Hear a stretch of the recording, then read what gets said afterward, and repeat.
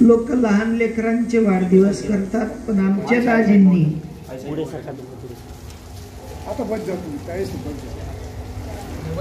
64व्या वर्षी मात्र आपल्या जीवनातील जन्मदिवस उजवणी केली. विठ्ठल विठ्ठल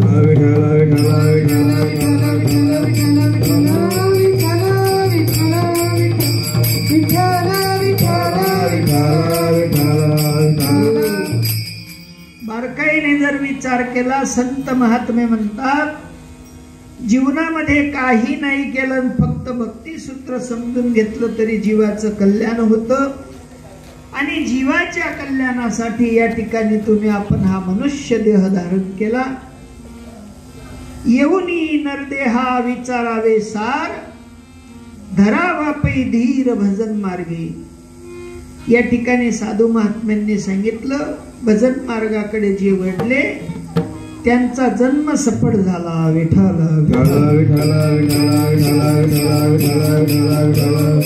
दाजींनी दाखवलं म्हणे, मोठा डीजे आणलेला होता, मोठं डेकोरेशन केलेलं होतं, पण तटशीत लागणार दाजी नाही लागलं. कारण संत महात्मे सांगतात, दृश्यातलं किती डेकोरेशन असलं, किती मात्र मोठा उहापोह असला तरी भगवत भक्तीचा आनंद त्याच्यापेक्षा कितीतरी पटीने जास्त असतो.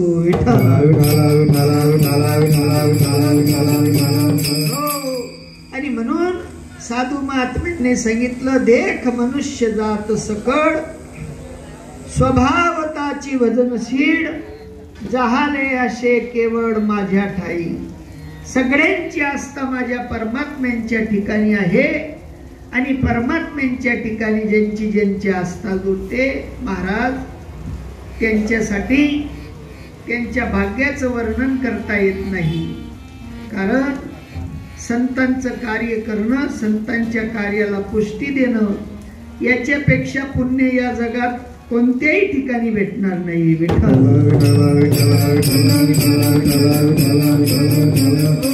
कारण संतांनी निष्पृह भावाने या समाजाला जागवण्याचा प्रयत्न केला. हा समाज कितीतरी अनंत जन्मापासून अज्ञानात भटकत होता, पण साधू संतांनी जागवलं. साधू संतांनी तुम्हा आपल्याला जबरदस्तीने उठवलं.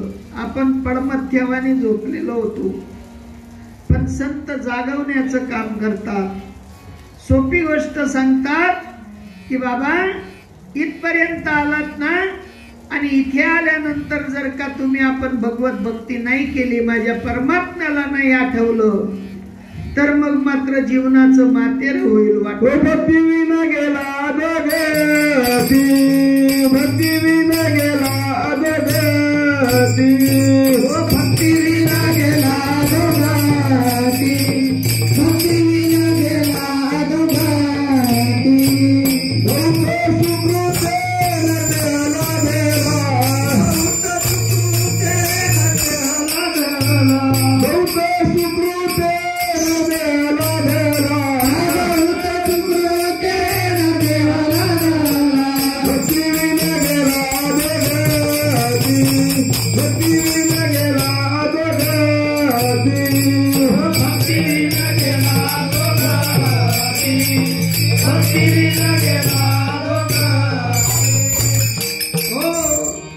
अनंत जन्माचं सुकृत घेऊन तुम्ही आपण इथपर्यंत आलात, आणि अनंत जन्माच्या सुकृताने, अनंत जन्माच्या तीड पुण्य संचयाने तुम्हा आपल्याला हा नरदेह प्राप्त झाला. फुकट भेटला असं म्हणता येणार. प्रत्येक जन्मामध्ये तुम्ही आपण कुठेतरी या ज्ञानाचा, या भक्तीचा ठेवा साठवला, आणि तो ज्या वेळेला पाप पुण्य समासमी, तेव्हाच मिळे कर्मभूमी. ही कर्मभूमी पाप पुण्याच्या समांतराने मात्र भेटलेली आहे, आणि या कर्मभूमीवर शुद्ध कर्म करायचं आहे. आणि शुद्ध कर्म जर म्हणाल तर ते म्हणजे एक भक्ती आहे. भक्ती वाचून कुठलंही कर्म शुद्ध होत नाही. कुठल्याही कर्मामध्ये कुठे ना कुठे काहीतरी काळा बाजार असतो. असं कुठलंही कर्म नाही की ते काळा बाजारा वाचू नये. सगळ्या कर्मांमध्ये काळा बाजार आहे, पण भक्ती सूत्रामध्ये कुठल्याही प्रकारचा काळा बाजार नाही. काळा बाजार करणारे करतात, त्यांच्या नादी आपल्याला लागायचं नाही. आपल्याला नादी लागायचं ते फक्त संतांच्या. संतन के संग लागे तेरी अच्छी बनेगी, संतन के संग लागे तेरी अच्छी बनेगी, संतन के संग लागे तेरी अच्छी बनेगी, संतन के संग लागे तेरी अच्छी बनेगी, अच्छी बनेगी तेरी बिगड़ी बनेगी, अच्छी बनेगी तेरी बिगड़ी बनेगी, तुम तेरे बड़े मांगे तेरी अच्छी बनेगी, संगन के संग लागे तेरी अच्छी बनेगी, अच्छी बनेगी, संगन के संग लागे तेरी अच्छी बनेगी, अच्छी बनेगी, अच्छी बनेगी. राजेशने बटक खावायला ठेवायला बटक सांग.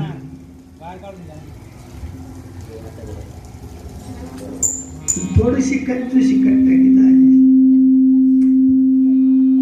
हे का साराय मारिला ते म्हणून तुम्ही काय आराय मारत, मी आराय मारत नाही.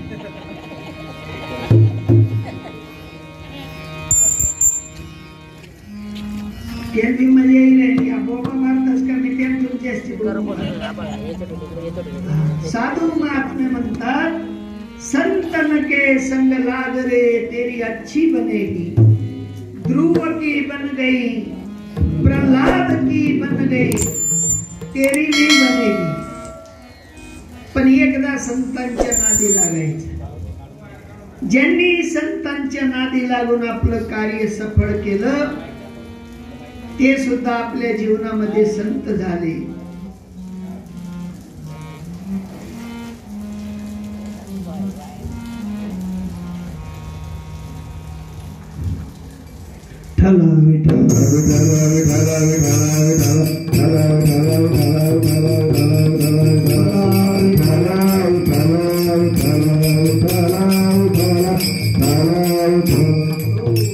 संतांच्या संगतीत जो जो जीव गेला त्याचं कल्याण झालं.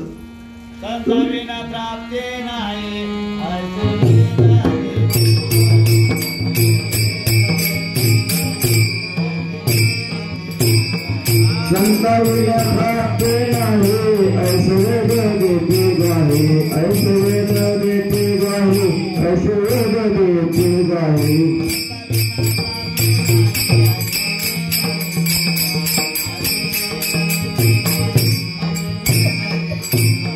संता विना प्राप्त नाही ऐसे वेद देते गाहे, ऐसे वेद देते गाहे, ऐसे वेद देते गाहे. तेरे साधकी साधने, तेरे साधकी साधने,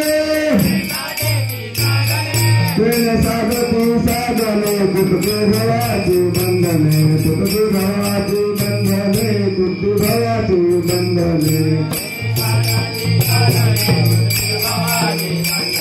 कुटुंब भवाची बंधने, कुटुंब भवाची बंधने. वेदांनी सुद्धा हात वर करून सांगितलं की बाबांनो आमच्याकडे सुद्धा ते तुम्हाला कळणार नाही, कारण वेदांमध्ये त्याचा पाठपुरावा आहे, पण समजून देण्यासाठी मात्र संतांची गरज आहे.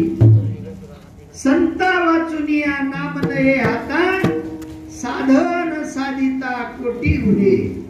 संतांकडून नामाचा निर्देश जोपर्यंत जीवाकडे येत नाही तोपर्यंत त्या जीवाची मात्र सूचीबद्ध शरीराची किमया त्या जीवाला कळत नाही. कारण संतांनी तुम्हा आपल्याला आवर्जून सांगितलं की बाबांनो या जन्मामध्ये जर नाही जमलं तर पुढचा जन्म मानवाचा भेटेल ही काही गॅरंटी नाही.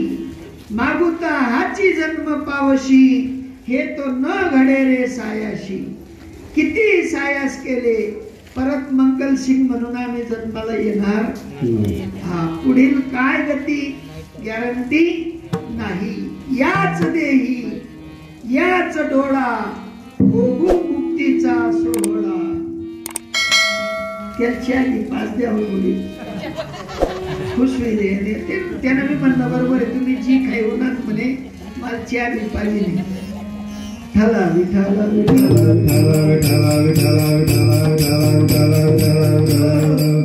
संत महात्मे म्हणतात या देहात जर का घडलं नाही तर पुढील जन्मात करू ही गॅरंटी नाही. एकदा हातातून चान्स गेला रे गेला, परत तो चान्स भेटेल याची गॅरंटी नाही. एक आंधळा माणूस होता, नदीकाठी आंघोळीला गेला आणि आंघोळ करत असताना देवाला नमस्कार करायला हात वर केले. हात जोडतो तेवढ्यात त्याच्या हातात कावडा सापडला. आता कावडा सापडला, कावडा सापडत नाही, पण योगायोगाने मात्र तो कावडा सापडला आणि त्याने तो कावडा पकडून मात्र हातात घेतला. तोवर राजाकडनं दरबारी आले आणि त्या राजाच्या दरबाऱ्यांनी सांगितलं म्हणे महाराज कावड्याची आमच्या राजवाड्यात गरज आहे, भेटेल का? तो म्हणे 500 रुपये. किती? ते म्हणे 1000 घ्या पण द्या. त्या आंधळ्या माणसाला मात्र लोभ चढला. तो म्हणे नाही 2000. ते म्हणे 4000 घ्या पण द्या. ते म्हणले 4000 नाही 8000. निलाव जसा होतो त्या पद्धतीने कावड्याची किंमत वाढत गेली. न कळत कावडा हाती लागला आणि कावडा हाती लागल्यानंतर तो म्हणे माझ्याकडनं धरले जाणार नाही, एवढे पैसे द्याल तर कावडाने हातातून कावडा राहिला का गेला? गेला ना. हाती लागलेलं काम जसं पूर्ण झालं आणि त्या पूर्ण झालेल्या कामात मात्र अपयश पत्री आलं, यश पत्री आलं नाही. तद्वत हा नरदेह सुद्धा त्या कागटाडी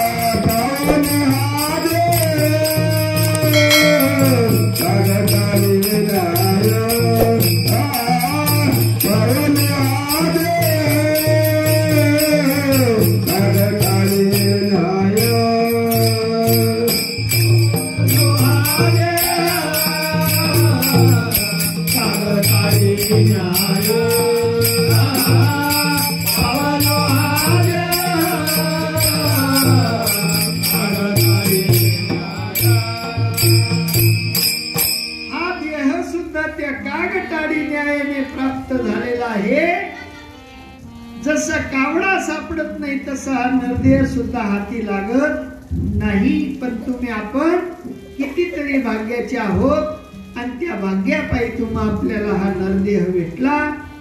या नरदेहाचं सार्थक करून घ्या. तुम्ही म्हणाल महाराज सार्थक करून घ्या म्हणजे काय? त्या बाजरीना कणशेच नकत कर मशीन मग घालल्या का? देव तू सोयरा करिया देव तू सोयरा करिया देव तू सोयरा करिया देव तू सोयरा करिया भक्त जन्मांची जन्मराशे नरा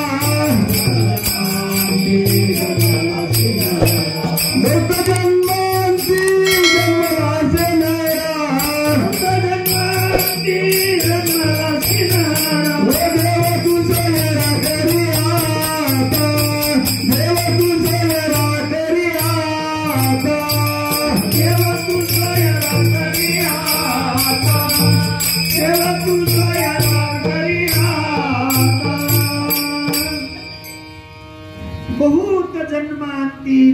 दासी नरा देव तू सोयरा करी आता बाप्पा स्वहिताचा स्वार्थ अनर्थाचा अर्थ सांडी परता. अनर्थ कशात आहे? मी आणि माझ्यात अनर्थ आहे. सगळ्या वस्तूंमध्ये मन लावणं हा अनर्थ आहे. सगळ्या इंद्रियांच्या गोष्टी ऐकून घेणं हा अनर्थ आहे. स्वैराचाराने जीवन जगणं हा अनर्थ आहे. कोणाच्याही नादी लागून त्या वस्तूशी आपलं साम्य करून घेणं हा अनर्थ आहे. पण साधू संत सांगतात, ज्यांनी देव स्वैरा करून घेतला ते अनर्थापासून वाचले, इतर मात्र वाचले नाहीत. म्हणून आपल्याला आजच जागृती यायला पाहिजे. आपण आजच जागे झालो पाहिजे आणि माझ्या परमात्म्याशी नातं जोडलं पाहिजे. आमची नाती होती लई आहेत. ज्या गावात जावं त्या गावात नाती होती. प्रत्येक गाव भाऊबंदकीचं आहे, प्रत्येक गाव नात्या गोत्याचं आहे. पण त्या गावात वस्तीला असलेला व्यापक परमात्मा आमचा मात्र नात्याचा नाही. आणि तो जोपर्यंत नात्याचा होत नाही, तो जोपर्यंत सोयरा होत नाही, तोपर्यंत नरदेहाचं कर्तव्य आम्हाला कळणार नाही. म्हणा, जर का नरदेहाचं कर्तव्य समजायचं असेल, समजून घ्यायचं असेल तर माझ्या संतांकडे जावं लागेल. तुम्ही म्हणाल महाराज संत काय करतील? संतांकडे अशी काय वस्तू आहे की ते या नरदेहाची ती कर्तव्यता पटवून देतील? एखादा संगती मनोमार्ग गती, संतांची संगती मनोमार्ग गती, संतांची संगती मनोमार्ग गती. आकावासी पती येणे पंथी, आकावासी पती येणे पंथी, आकावासी पती येणे पंथी. संतांच्या संगतीत गेल्यानंतर मनाची गती बदलते, मनाचा मार्ग बदलतो. आणि एकदा जर का मनाचा मार्ग बदलला तर श्रीपती आकडला जातो, माझा परमात्मा आकडला जातो. संतांच्या संगती मनोमार्ग गती आणि आकडावा श्रीपती येणे पंथी. एखादी वस्तू 5 तालावर न्यायची आहे, ती तुमच्या लिफ्ट मध्ये येत नाही. मग काय तुकडे करून करून नेता का? नाही नेत. एक आजीबाई होती आणि त्या आजीबाईंकडे 2 म्हशी जाफराबादीत पाडलेल्या होत्या. किती? आता त्या आजीबाईंचं घर अगोदर बांधलेलं नव्हतं, नंतर बांधण्यात आलं. म्हशी आत आणि दरवाजा होता लहान. कसा होता? आता आजीबाईंकडे एक जण गेला, म्हणे आजीबाई आमच्या घरचा म्हणे गॅस संपला, हे एवढे तांदूळ घ्या आणि थोडी खिचडी बनवून द्या. त्या आजीबाईच्या त्या खिचडी बनवण्याच्या ओघात पाण्यात तांदूळ टाकले. आजीबाई त्या तांदळांना काढून मात्र त्या अंधनात टाकणार, तोवर तो खिचडी बनणारा काय म्हणतो, म्हणे आजीबाई मी आत येताना मी म्हशी पाहिल्या, लई मोठ्या मोठ्या म्हशी आहेत म्हणे. आता त्या मोठ्या मोठ्या म्हशी आहेत म्हणे. जर मेली तर काय करसान म्हणे, कापून काढसान. त्या आजीने ते तांदूळ तसेचे तसे कासोडी बांधले. म्हणाले उचल खिचडी तर दिलंय. इथे बुद्धी वापरावी का बिना डोक्याचं राहावं? साधू महात्मे म्हणतात, संतांच्या संगती मनोमार्ग गती, आकडावा श्रीपती येणे पंथे. तो ते तांदूळ ओलेचे ओले घेऊन जात होता. एकाने पाहिलं, म्हणे कारवाई काय? म्हणे मना गुण टपकी राही ना त्या गुण टपकाडो का देव आपला सकरले हो. साधू महात्मे म्हणतात, असे गुण टपकू देऊ नका. बुद्धीचे वैभव अन्य नाही तुझे, एका केशवराजे सकळ सिद्धी. ती आजी कशी का म्हैस काढती ना, काय लेणं देणं होतं. खिचडी खायले तर मस्त. आम्ही जर विचारतो ताजी काय भाव वांगा आणा, अरे काय ना येडा खाले मान घाली आजी खाय वांगा काय मोज नाही का. संत महात्मे म्हणतात, संतांकडे गेल्यानंतर त्यांच्या वरच्या भावाला पाहू नका, त्यांच्याकडे जा, नतमस्तक व्हा, काही ना उद्धार पावेल, काही कृपा करील नारायण. ऐशे तुम्ही सांगा संत जर, करा समाधान चित्त माझे. देवा तू माझ्यावर कधी कृपा करशील आणि त्या देवाची कृपा माझ्यावर कशी होईल अशी संतांकडे जाऊन याचना करा. आम्ही संतांकडे जातो, याचना ते काही करत नाही, पण त्याच कुठे उपाळायला लाग जातात संतशी. चालेल महाराज तुमले कितला पोरे, अरे त्या पोऱ्याचे काय मोजी राहिला, पोरे मोजू नको, त्यांकडे देव शेका नाही विचार. साधू महात्म्यांकडे देव आजही राबतो. तुमच्या आपल्याकडे सुद्धा देव राबवण्याची ताकद आहे, पण त्या ताकदीचं अवलोकन संतांना असतं. संत जे सांगतील तो शब्द माझा परमात्मा खाली पडू देत नाही. कारण यावे सुधरवून जावे, नटकट यावे सुधरवून जावे, दवन पिटी भावे तो खाने आ, दवन पिटी भावे तो खाने आ. माझ्या परमात्म्याच्या भक्तीत एवढी ताकद आहे. माझा परमात्मा भक्ताचा शब्द निघावा, तो निघण्याच्या अगोदर त्यांच्यासाठी तो परमात्मा तयार असतो. परमात्म्याची जी रीत आहे, न सांगता देव मात्र कामे करायला तयार राहतो. माझ्या भक्तांनी माझ्याकडे आशेने असो किंवा कोणत्याही भावाने माझ्याकडे हाक मारावी, त्या ठिकाणी मात्र परमात्मा लगेच उभा राहतो. मागे पुढे उभा राहे सांभाळी, आली आघात निवाराया.